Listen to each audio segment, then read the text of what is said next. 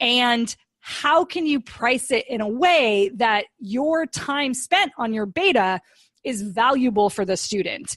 And in the future, so let me use my beta course. So it's called Build a Better Beta, the program. And it's about how to set up the best beta that you can in order to really create this amazing evergreen product in the future, something you can launch over and over again.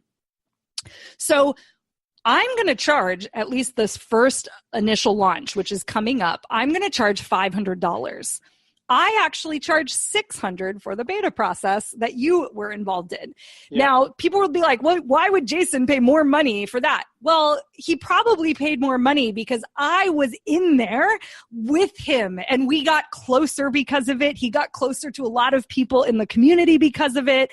And he probably, invested mentally a little bit more, even though I was pretty upfront about how much I was going to charge for the DIY version. But that's the thing. The DIY version is going to be some videos, is going to be some workbooks, and very detached from me as the teacher. So I taught live workshops on Zoom that he showed up to every Wednesday for 6 weeks. And there were some intermittent breaks in there, but there's nothing that replaces my time spending on that call, teaching live and answering questions as I was teaching. And this is the beauty of my process and why it's a little bit different of an angle than what's out there, is that I think the best way to get the knowledge out of your head, the first round, is to just give it a go.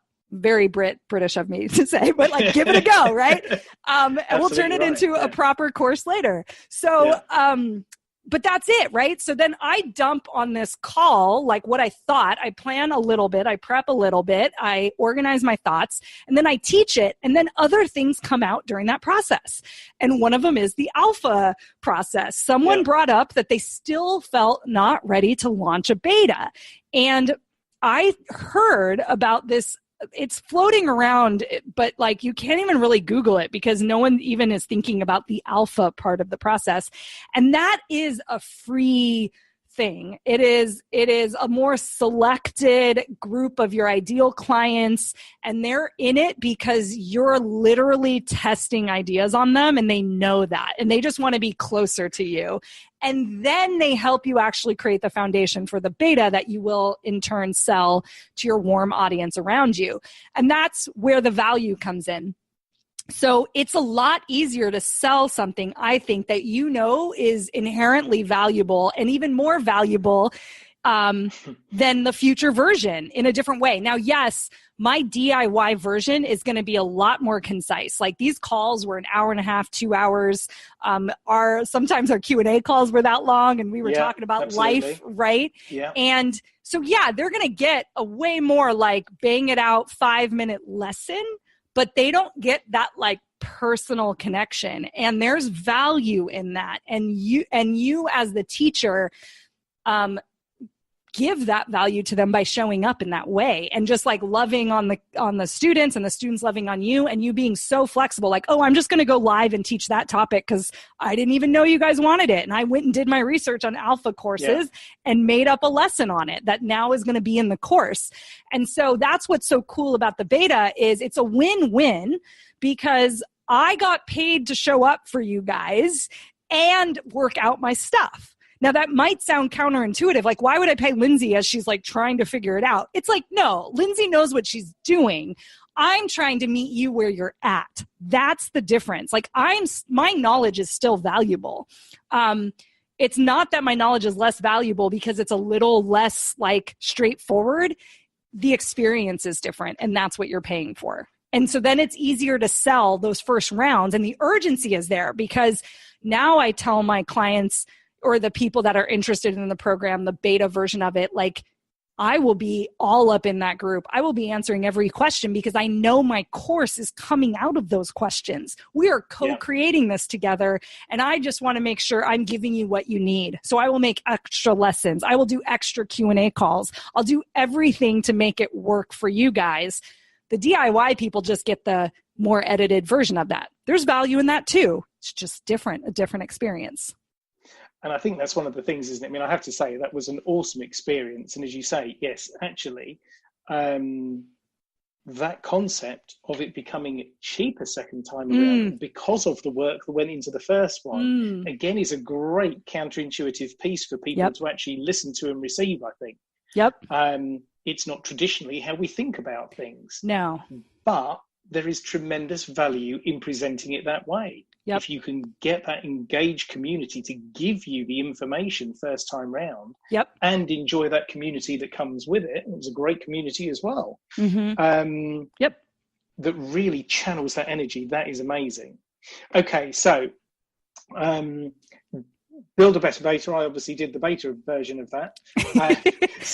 So tell us more about the program, what it is, where we can find it, when it's available, how people can find you.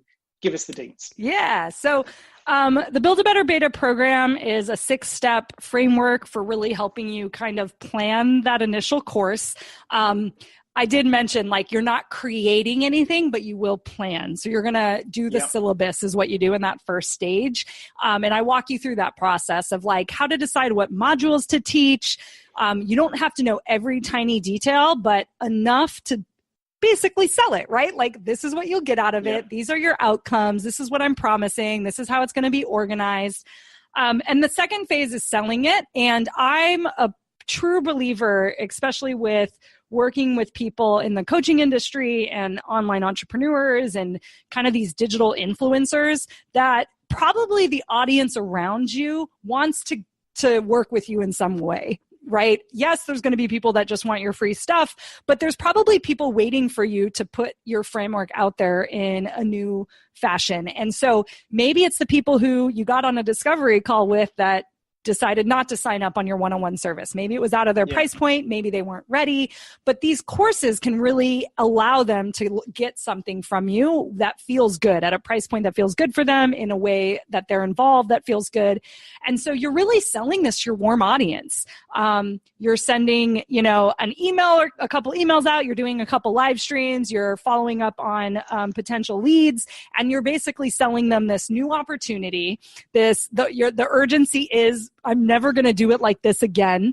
And you're going to co-create it with me. And I will be so hyper involved. And I think in this day and age, when the courses are very passive feeling, people are actually really into that. So essentially, it's almost like a group program, but I don't even want to use that language because your intention is to turn it into a course. So I think it's a little bit different than a group program. So you're working out your teaching around that. And then you teach it, which is awesome. And that's all done live. You actually don't use any sort of learning platform. I love my learning platforms. I have my ones I recommend, but the key is just getting it out of you into the heads of your students and working on it with them. Then you collect student feedback, which I know we didn't talk a ton about, but we do really, that was probably the most complicated part of the course. And it's something that no one is really talking about in this space. And it's, how do we take the questions that students ask and improve our content? That's where that's the magic sauce for this whole system is, oh my gosh, everyone asked this question in so many different words. Does my material address it? No, I'm going to create an entire module on it, or it should be a new lesson or whatever, right? And then we reflect and talk about getting like that reflection piece in, and what changes can you make for the next version. So that's the cycle. And you can learn about this cycle. I think I'll be relaunching in September. So pay attention to my Facebook business page is probably the best way for people to find me right now. I will be coming out with a product, like a checklist actually, around beta launching. So I'll be giving away, like, here's how you just can go bang it out right now. If you want to do it with all my templates and processes and stuff in place, then of course the course would be the best answer for that. But I think even just the mindset shift that people probably got listening to this today is already helping them think about how they create their digital products, which I definitely want to give to the world. I think the other great thing about it is it comes back to those building blocks as we think as traditionally non-educators, how to educate and learn how to take the feedback from that audience to actually help us improve the delivery for the next iteration, the next iteration, the next course, whatever those things might be. We are getting a framework, and it's definitely one of the things that I took out, even going right back to that first session that we did, and the concept of icebreakers. Some of these things, like how to even do the workshop. Come out, one of my things in here for you today was about how do you get a class to love you? How does that happen? And I think that I definitely saw it, as you say, in everything that you invested. People wanted to turn up. They wanted to be a part of that call. They didn't want to miss the call. They wanted to do the Q&A piece because of that community feel that you end up creating, and how that is maybe different in a live classroom environment to a virtual scenario, pretty much as we're doing now, I guess, is teaching skill, dealing with different platforms and different audiences and different sizes of audience. But all of those little nuggets that were in there do make you think about how you engage, what's the outcome, how do you break the lesson up? And they were hugely valuable things. So, I would definitely say that if people have the chance to chip in and find you online in that Facebook group, get to listen to your podcast. Just remind us of the name of your podcast, please. Academics Mean Business. It might not be, if you have an academic background, did graduate school, was involved in any way, it'll be interesting. If you don't, it will not be interesting. There's business nuggets, but we get pretty in the weeds about what it's like to be an academic. So, yeah. But I think it's one of these things, though, isn't it? It is that all-round source of information, how you apply things. It's not just the do it like this, it's how you learn to apply the things that actually creates the strength in what comes next. Yep, definitely. So, okay.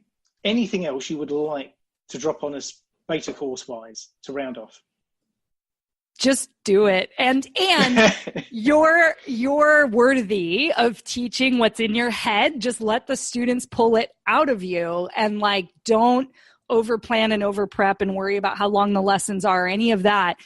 What if you just showed up and had some material to teach, and then you answered student questions, and then you pulled your course out of that initial experience, and think about how much time you're saving and energy, because that'll make it more efficient in the future. And you're going to have the feedback that you get to apply in your DIY course is unlike if you're taking a course that hasn't gone through this process, there's likely some gaps that the teacher didn't find. So you're actually making your product more efficient, which will get more students results, which will get even more students in the front door the next round that you go to sell it, because word of mouth marketing is the best type of marketing. So make your students get results, help them out as much as you can as the teacher, and just get it out there, man. Don't wait.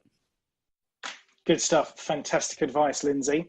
So a couple of bits to just round off with you, please. Totally unwork related, or pretty much anyway. Just a couple of quick fire questions for you if I can. So I'd like to ask you, favorite place to live in America, West Coast or somewhere else? West Coast is the best coast. California girl all the way. Okay, now as an extension beyond that, I know that you've spent some time touring around. You've been in Europe not so long ago, last year as well. So favorite place that you've been in the last year? Ooh, that's a tough one. There's so many for so many different reasons. I mean, I'm going to go with Sayulita, Mexico. We did spend 4 months there last summer. So we were there last year, and the beach life is a great life. I'm not going to lie. And the tacos. Yeah. The tacos are really good. Tacos and margaritas. Yeah. Always a winner. So, and on the subject of margaritas and tacos, I'm now going to ask you, would you pick food or drink? Oh, food. I think food. Food. Mm-hmm. It's got to come first, hasn't it? Mm-hmm. Food's nice, but you got to eat. Yeah. So, downtime question then. Would you prefer to go and see live music or a movie? Live music. Good stuff. Good choice. I agree. Summer or winter? You a summer person or a winter person? Summer. My Mexico choice in California. California kind of give it away, I guess. I guess. Good stuff. Now, as I mentioned to you previously, I am putting together a playlist to go with the show. Oh, yeah. And I'm going to try and prime you for a couple of songs. I'd like to see if you can come up with a song that would be your pre-going out to a live music gig or a Friday night for food and beers with people or margaritas. An energetic, upbeat song. Oh, gosh. I feel like this will date me in some way, but I just have these visions of me in college getting ready to go out. And so it's different style of music than I'd necessarily listen to. And it's not what all the cool kids listen to nowadays. Oh, don't worry. My baseline is 80s. So yeah, I'm sure you'll be fine. This is going to be hilarious. Thong song. That's Fair it. enough. Fair enough. Now give me the one that you're going to listen to